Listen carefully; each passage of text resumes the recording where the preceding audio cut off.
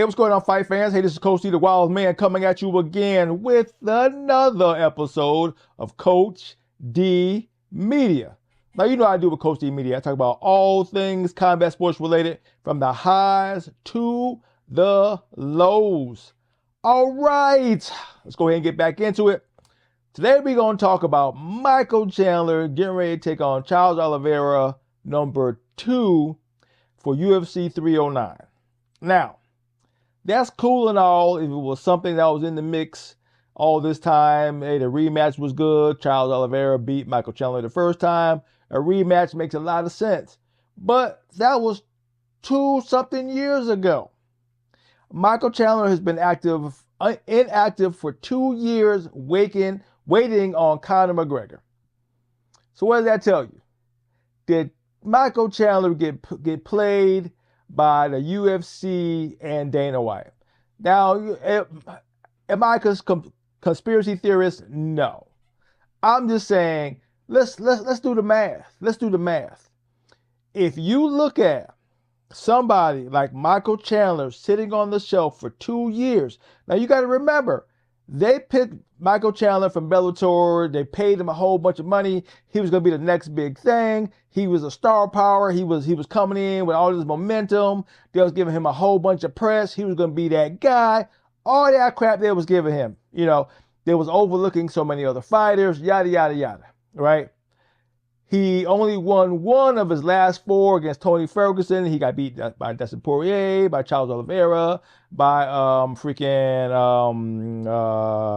forgot the other person, right? It'll come back to me. But anyway, he only won 1 fight out of his last 4, but they're paying him all this money, right? So now he's supposed to fight Conor McGregor, right? Fighting Conor McGregor is what they call red panty night. He's supposed to make all this money on top of the money they're already paying him. They're already paying him top tier money. He gets paid like somebody who has a belt. Now, I looked this up on Google. I don't know how correct it is, but he's supposed to get $500,000 per fight. He hasn't even been in the UFC all that long. Those fighters have been in here longer than him with better records. They don't get paid as much as him. And he hasn't won a belt. He has several title shots, but he hasn't won a belt. So what does that tell you, right? They're like, look, we can't be paying this guy all this money, getting ready to fight Conor McGregor, was going to break the bank, and Micheal Chandler and all that. So let's stall him out for 2 years. Let's recoup that money. So if you look at Micheal Chandler fighting at least 2 times a year, right? That's $1 million a year. That means they would have to pay him $2 million outside of any pay-per-view buys or whatever. You know, wearing what you pay when you wear, the freaking clothes they got to wear and shit. Like, my mind going bad when they pay him for wearing merch, right? If you take all that, right, that's $2 million something they would normally pay them if he's fought twice a year. But since he hasn't fought at all, they just saved $2 million plus that they can dish out to other fighters on a card. So it's worth it not to pay him, right? Not to have him fight Conor McGregor or anybody, especially not Conor McGregor, considering how much money they have to pay him on top of his salary, right? So put him on the shelf. Let Conor McGregor stall him out. Conor McGregor goes online and says, hey, yeah, the fight's going to happen. Dana White says, yeah, we're going to make it work. We're waiting on Conor, yada, yada, yada. Get a bunch of clickbait, get a bunch of views, get a bunch of, stuff going into the next fight. Sounds good, looks like it's going to happen, don't happen. Sounds good, looks like it's going to happen, don't happen. You know what I'm saying? You keep spinning that wheel and we tune in, think it's going to happen, it don't happen, right? 2 years done went by. Micheal Chandler wasn't all that young when he came to the UFC. So he knew he had so many prime years of making money, right? They're going to pay him top dollar.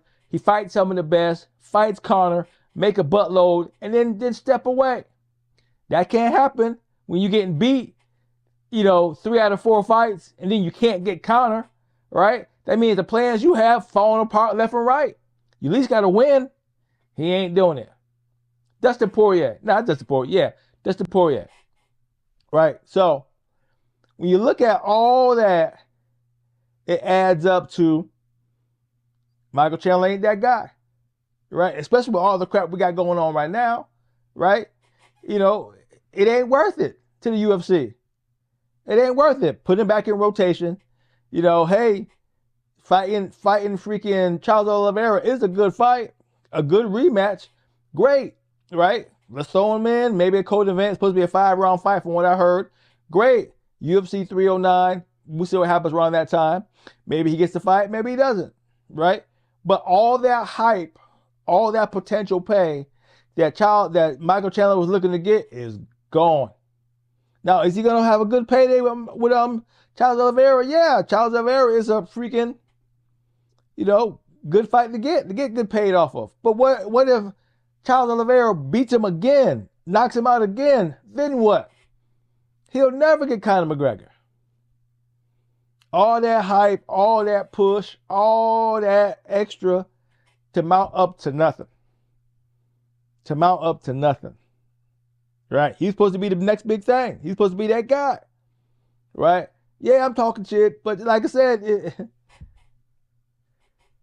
that's the game we in, man. When you think something's gonna happen, it's supposed to pop off for you. You talk all that noise and you buy into the UFC system, as bad as we know the UFC system is.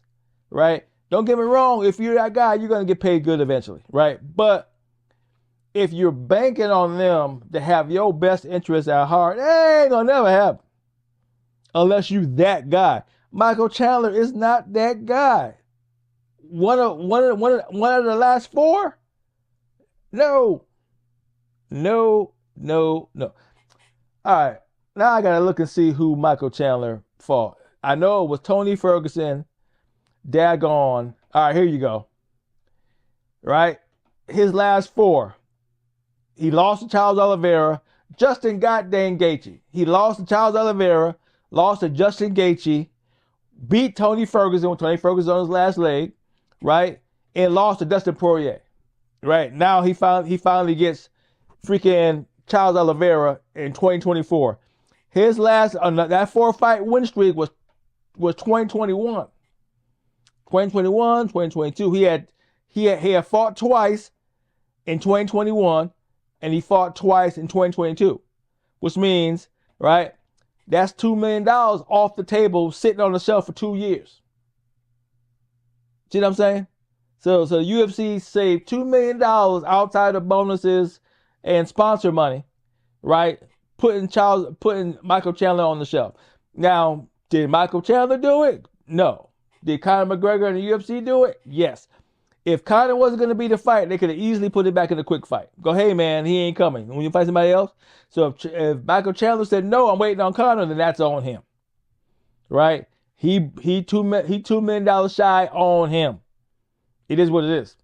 It is what it daggone is. Whether it's the fight game. Fight game is unforgiving. So Micheal Chandler versus Charles Oliveira, number 2. UFC 309. What the hell? Yeah, 309. That's a long way off to finally get in the fight. And everybody getting old. So it don't matter who win at this point. They both kind of come out there. Well, Charles Oliveira is like 34, 35. So he ain't that old, right? I think Micheal Chandler is a little bit older, like maybe 36, 37. You know, once you hit 36, shit begins to change. So he's like 37, 38. Yeah, he on his way out. All right, that's all I got.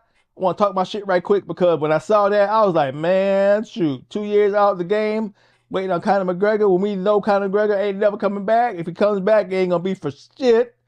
So we'll see. All right, this is Coach D.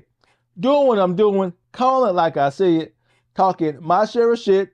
To hear from me again, peace out.